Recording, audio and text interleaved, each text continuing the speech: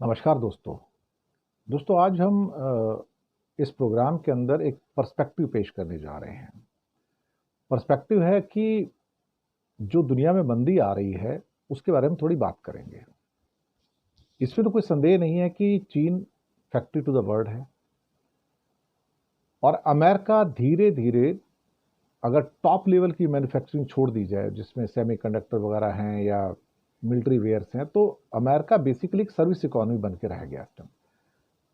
जबकि हर छोटी बड़ी चीज जो घर गृहस्थी की होती है वो तो चीन ही बना रहा है। अब ऐसे में हो क्या गया है कि बहुत सारी चीजें, बहुत सारे फैक्टर्स कंबाइंड रूप से उभर के आ रहे हैं। क्रूड का नीचे आना, $65 से नीचे आना पूरी दुनिया की अर्थव्यवस्था के लिए डिवास्टेशन है। एक किस्म से कहा जाए तो अब ये जो मंदी है इस समय पूरी दुनिया में जो छा रही है, अभी अमेरिका में पूरी मंदी छाई नहीं है, अभी उसका इम्पैक्ट आना शुरू हुआ है, तो कहीं ना कहीं अब धीरे धीरे अपने क्लाइमैक्स की ओर जाएगी। यहां पर बहुत सारे देश ऐसे हैं जो तैयार बैठे हैं कि अमेरिका के जो सारे कदम हैं उसके खिलाफ किस किस्म के कदम उठाए जाएं, कैसे बैरियर लगाए जाएं, किस किस्म के टैरिफ लगाए जाएं ताकि अमेरिका को भी उसकी हीट महसूस हो। यूरोपियन यूनियन रिटेलिएट तो करेगा, लेकिन यूरोपियन यूनियन के अंदर दरार पड़ गई है कि रिटेलिएट करें ना करें, करें ना करें। कनाडा ने ऑलरेडी रिटेलिएट किया, मार्क कार्नी एक अलग मिट्टी के बने हैं। अब बर्बादी की शुरुआत तो हो चुकी है, मैं तो संदेह से परे मानता हूं इसको कि बर्बादी की शुरुआत हो चुकी है। मार्केट के अंदर एक बार सेंटीमेंट डिस्टेबलाइज हो जाए, सेंटीमेंट खराब हो जाए, तो उसे वापस आने में बहुत टाइम लगता है। अभी 8-10% के आसपास मार्केट टूटी है अमेरिका की, लेकिन 2008 की तरह ये 20-25% टूट गई तो फिर उसे वापस आने में 5 साल लगेंगे। मैं आपको बताऊं, 2008 की जो बर्बादी थी उसे वापस आते आते इवन भारत जैसे देश में 2013 हुआ, तब कहीं जाके हम उस विभीषिका से उभर पाए थे। अब यहां पर कई चीजें भारत में जो कही जा रही हैं कि देखो, जैसे कि सेंटीमेंट के बारे में कि मार्केट तो डिस्टेबलाइज आएगी कि हमारे जैसे हमारे ऊपर 26% है। ये तो कुछ ऐसे हो गया कि कंपनी है और कंपनी आके कहे कि भाई हमारे यहाँ तो जो सैलरी कट है, एक आदमी कहता है कि जो मेरे जो सैलरी कट हुई है, जो मेरी तनख्वाह कट हुई है वो ठीक है, दूसरों की तो बहुत ज़्यादा कट हो गई है। अब आप इसके अंदर क्या कहते हैं ना, सांत्वना बटोरने की कोशिश करें तो ये आपके ऊपर है फिर। लेकिन जो मैंने बात कही कि 2008 से निकलने में हमें 5 साल लग गए, दुनिया को 5 साल लग गए। अगर अमेरिका इस 10% की गिरावट जो अभी है, अगर ये टोटल गिरावट 20 से 25% की हो जाती है तो फिर हालात बहुत नाजुक हो जाएंगे। फिर ये बर्बादी जो है 2008 से बुरी हो जाएगी। अमेरिका अगर गिरेगा तो ये तो नक्की बात है कि हम भी तो गिरेंगे साथ में, आटे के साथ घुन भी तो पिसेगा और दुनिया के सारे 200 देश उसके अंदर पिसेंगे। मुझे लगता है कि अब जो इम्पैक्ट आएगा हमारी नौकरियों पर आना शुरू हो गया ऑलरेडी, चाहे वो ऑटो सेक्टर में हो, फार्मा सेक्टर में हो, आईटी सेक्टर में हो, हर जगह बिकवाली वाली हालत है। तो खरीदारी कहां से होगी? कुछ लोग कहते हैं this is the best phase two by the things. मुझे नहीं लगता, ये बाई करने की पोजीशन तो अभी है नहीं कहीं पर। और इतनी आग लगी हो तो उसके अंदर आप क्या, उसके अंदर क्या रिस्क लेंगे कुछ कूदने का? मुझे तो नहीं लगता। इस चक्की में पिसने वाले तो सब हैं, आटा तो पिसेगा, घुन भी पिसेगा साथ में। अगर यूएस मार्केट गिरती है, उसकी बर्बादी होती है, 20-25% तक जाती है, तो फिर उसके अंदर क्या होता है कि रेट साइकिल जो है उसमें गिरावट आएगी। यानी कि फिर जर्मी पावल साहब कहेंगे भाई हम मंदी को रोकने के लिए ज़रूरी है कि ब्याज दरों को कम करूं। पहले कह रहे थे हो सकता है कि 2 से 3 बार मैं रेट कट करूंगा, अब कहते हैं शायद 4 बार भी कट कर सकते हैं अमेरिका में, मंदी से बचाने के लिए। ये एक डेस्परेट मेजर होता है, इसके अलावा और कुछ नहीं। रेट कट तो फिर भारत में भी होंगे, भारत में भी होंगे तो इसका मतलब कि आपका जो पैसा बैंकों में पड़ा हुआ है उसके ऊपर जो रिटर्न है और कम हो जाएंगे। नौकरी नहीं होंगी, रिटर्न नहीं होंगे, तो आप खर्चा कहां से करोगे? खर्चा नहीं करोगे तो कंजप्शन कम है, तो इसका मतलब मंदी भारत के अंदर भी आती है। अब अमेरिका के अंदर सरकारी नौकरी में बड़े कट्स हो गए, 30 लाख में से 20 लाख लोग निकाल रहे हैं। मस्क साहब तो हजारों को, बल्कि लाख से ऊपर तो निकाल चुके हैं और एक एक करके काम भी करते जा रहे हैं। अब $5 ट्रिलियन से ज़्यादा की जो दौलत थी वो तो सारी की सारी चली गई। साथ में जो क्रूड में जो माइनस हुआ है, उस क्रूड के माइनस होने के कारण गल्फ कंट्री जो कि मेजर आप कह सकते हो तेल उत्पादक देश हैं, वो बड़े संकट में आ गए इस समय, क्योंकि उनके पास अगर पैसा नहीं आएगा तो वहाँ कंस्ट्रक्शन एक्टिविटी नहीं होगी, कंस्ट्रक्शन एक्टिविटी नहीं होगी तो नौकरियां जाएंगी, नौकरियां जाएंगी तो 1 करोड़ से तो ज़्यादा भारतीय वहाँ काम करते हैं। तो तेल की अर्थव्यवस्था गिरती है तो पूरी दुनिया की अर्थव्यवस्था गिरती है। गल्फ नेशन ने रिस्क लेके अपना तेल का उत्पादन जो था 2 मिलियन बैरल बढ़ा दिया, और ये बड़ा रिस्क लिया ताकि अमेरिका की जो तेल जो उद्योग है उसको चोट पहुंचाई जा सके कि लोग हमसे खरीदें उनसे ना खरीदें। ये एक बड़ा जुआ है, मुझे लगता है चलेगा नहीं चलेगा मालूम नहीं।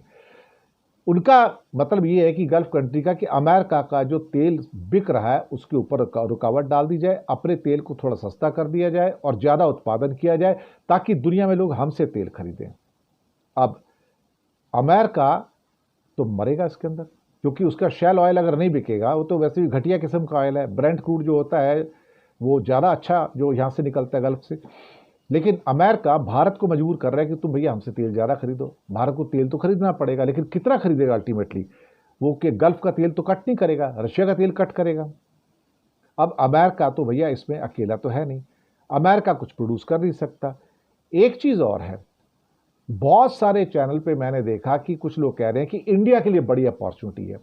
हर बार दुनिया में कुछ होता है तो कहा जाता है कि इंडिया के लिए बड़ी अपॉर्चुनिटी है, अब लोग चीन की ओर छोड़ के भारत की ओर देखेंगे। और भाई भारत कुछ पैदा तो करे पहले। हमारी समस्या है कि हम कुछ पैदा ही नहीं करते। चाइना $3,600 बिलियन का एक्सपोर्ट करता है, हम $400 बिलियन का एक्सपोर्ट करते हैं। हमारे पास बेचने लायक ही कुछ नहीं है यार। वो कहते हैं अपॉर्चुनिटी तो है, अपॉर्चुनिटी है, लेकिन बेचने लायक क्या? हम अपनी फैक्ट्रियों को फ्लोरिश नहीं होने देते, हम उनके ऊपर लाइसेंस राज चलाते हैं, हम सारा दिन उनके ऊपर इंस्पेक्टर भेज के रखते हैं, हम सारा दिन रिश्वतखोरी में रहते हैं। तो हमारे लोग इनोवेट कहाँ से करेंगे? हमारे लोग इन्वेंशन कहाँ से करेंगे? हमारे लोग नई चीज़ें कहाँ से लेके आएंगे? और कॉस्ट ऑफ प्रोडक्शन बहुत हाई है। तो हमारे यहाँ तो सरकार दरअसल उद्योगों को मारने में लगी रहती है कि इसको किल कैसे किया जाए। अगर कोई जरा से चढ़ गया तो बस उसके भेज दो, टीम भेज दो, आईटी की टीम भेजो, फिर ईडी भेजो, फिर डीआरआई भेजो, फिर ये भेजो, फिर जीएसटी की टीम भेजो। आप रेड पे रेड मारते रहो उनके ऊपर। मकसद क्या है कि आप पैदा मत करो कुछ भी, तो लोग मजबूर होते हैं चीन से ट्रेड करने को। वैसे भी इंडिया में कॉस्ट ऑफ प्रोडक्शन बहुत हाई है, तो इंडिया कैसे मैच करेगा चाइना को? इंडिया के पास उतनी फैक्ट्री नहीं है, इतने वर्कर नहीं है, उतनी स्किल्स नहीं है हमारे पास। डेमोग्राफी है, आबादी है, लेकिन स्किल्ड लोग नहीं है, उन्हें अकल ही नहीं है कि क्या करना है। मैन्युफैक्चरिंग के लायक हमारे पास जो काबिल लोग होने चाहिए वो है ही नहीं। अब रही बात कि इंडिया जब प्रोड्यूस ही नहीं करेगा तो बिकेगा कैसे? प्रोड्यूस करेगा तो कीमत ज़्यादा होगी, कीमत ज़्यादा होगी तो वो नहीं खरीदेंगे। जो बेचारों का अभी एक्सपोर्ट गया हुआ है वही गिर चुका है सारा का सारा। अमेरिकन कह रहे हैं कि इसका दाम कम करो 20%, ये तो मारेंगे ना सारे के सारे। तो इंडिया इस अपॉर्चुनिटीज़ को अवेल नहीं कर सकती है, एक बात आप लिख के रख लीजिए। अब यूरोपियन यूनियन वहाँ तो कुछ बनता नहीं, बड़ी बड़ी कुछ चीज़ों को छोड़ दो, सारी चीज़ें घर गृहस्थी वाली चाइना से लेता है, 100% चाइना से लेता है। चाइना से वो तोड़ नहीं सकता। तो ईयू की जो डिपेंडेंस है चाइना के ऊपर वो बहुत ज़्यादा है।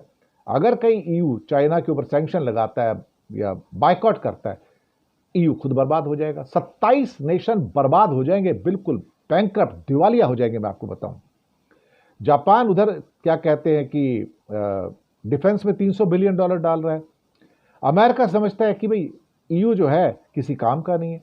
ईयू भारत की ओर देख रहा है, यार 140 करोड़ मिल जाए, यहाँ कुछ धंधा पानी हो जाए कि मेरा माल बिक जाए थोड़ा बहुत। इंडिया उनकी ओर देख रहा है। आज सभी लोग डेस्परेट हैं और इस डेस्परेशन में किसी को कुछ समझ नहीं आ रहा कि क्या किया जाए, इसलिए कोई लिंक तोड़ना नहीं चाहता आज की डेट में।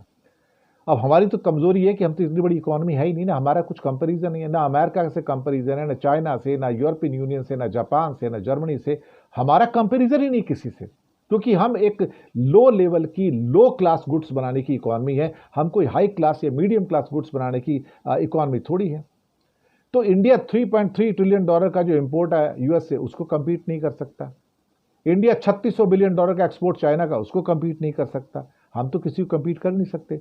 ग्लोबल साउथ के अंदर फिर उसके वियतनाम भी है, कोरिया है, थाईलैंड है, मैक्सिको है। इनके बहुत बड़े एक्सपोर्ट हैं साहब अमेरिका को, हम उनको भी कंपीट नहीं कर सकते। तो हम तो कहीं है नहीं ना।